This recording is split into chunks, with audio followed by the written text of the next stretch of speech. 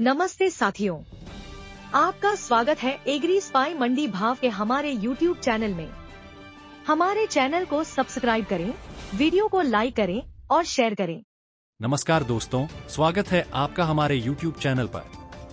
आज हम बात कर रहे हैं भारत में जारी गेहूं की ऐतिहासिक सरकारी खरीद और केंद्रीय कृषि मंत्री शिवराज सिंह चौहान के ताजा बयान की। भारत में इस समय रबी सीजन की फसल की कटाई और सरकारी खरीद जोरों पर है।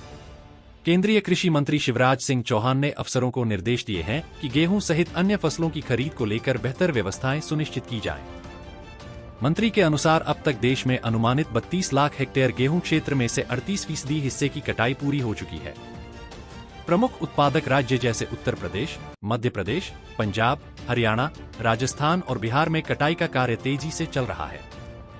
सरकार ने वर्ष 2025 से 26 के लिए गेहूं खरीद का लक्ष्य 310 लाख टन निर्धारित किया है। 15 मार्च से गेहूं की खरीद की शुरुआत राजस्थान और मध्य प्रदेश जैसे राज्यों में हो चुकी थी, जबकि पंजाब और बिहार जैसे राज्यों में 1 अप्रैल से खरीद अभियान शुरू हुआ। अब तक एफसीआई द्वारा कुल 20.08 लाख टन गेहूं की खरीद हो चुकी है, जो पिछले साल की तुलना में 44.4% अधिक है।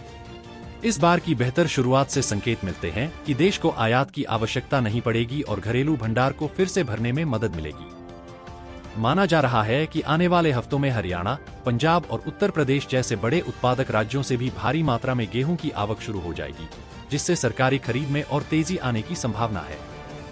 एफसीआई ने फिलहाल मुख्य रूप से मध्य प्रदेश से गेहूं की शुरुआती किस्मों की खरीद की है।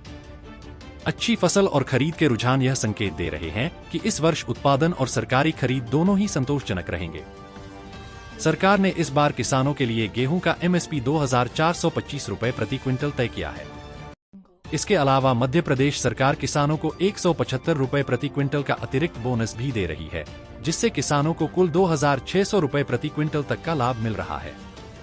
नई दिल्ली स्थित एक अंतर्राष्ट्रीय ट्रेड हाउस के डीलर के अनुसार किसानों को इस बार सरकारी खरीद में बेहतर दाम मिल रहे हैं, जिससे वे उत्साहपूर्वक उपज बेच रहे हैं।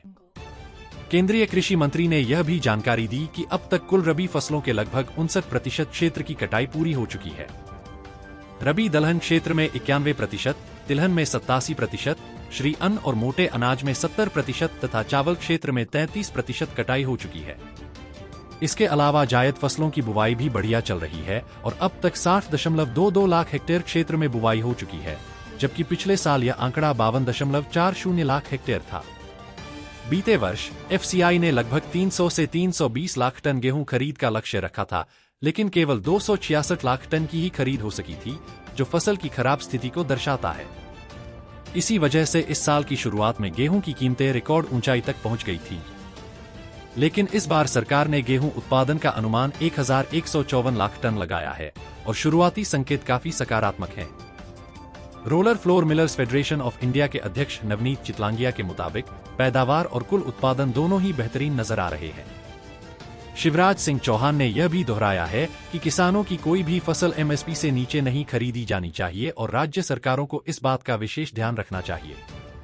केंद्र सरकार एमएसपी से नीचे खरीद की इजाजत नहीं देगी और इस मामले में राज्यों से पूरी भागीदारी की अपेक्षा की जा रही है। तो दोस्तों, आने वाले हफ्तों में जब पंजाब, हरियाणा और यूपी जैसे बड़े राज्यों से फसलें मंडियों में आएंगी, तो खरीद और भी तेज हो सकती है। क्या इससे गेहूं की कीमतों पर असर पड़ेगा? क्या बाजार में संतुलन बना रहेगा? इन सभी सवालों का जवाब इस वीडियो में मिलेगा। वीडियो को लाइक और शेयर करें और ऐसे ही महत्वपूर्ण कृषि अपडेट्स के लिए चैनल को सब्सक्राइब जरूर करें। धन्यवाद।